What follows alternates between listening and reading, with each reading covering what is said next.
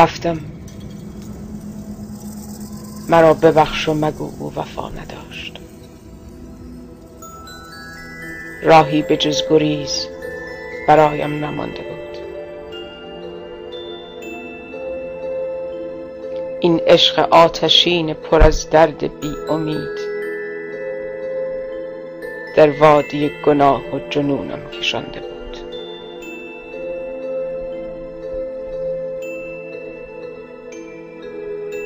رفتم که داغ بوسه پر حسرت تو را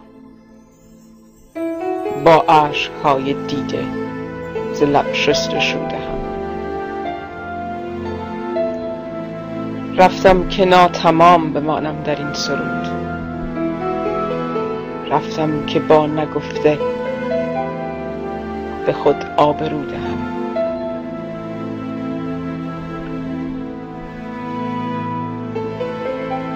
رفتم مگو که چرا رفت.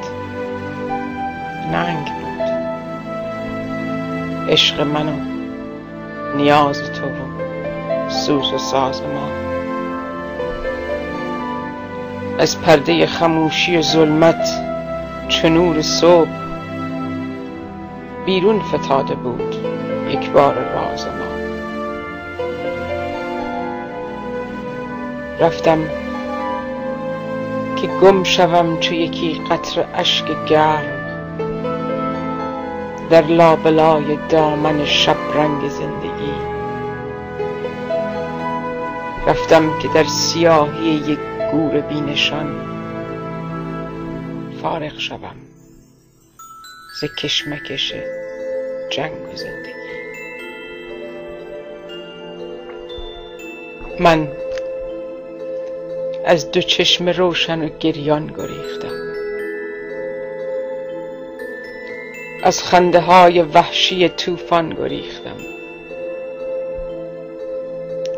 از بستر وصال به آغوش سرد هجر آزرده از ملامت وجدان گریختم.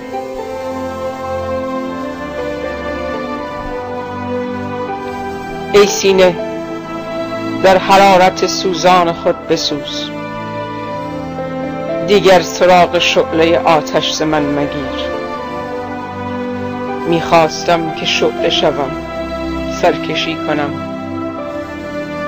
مرغی شدم به کنج قفس بسته و اسیر.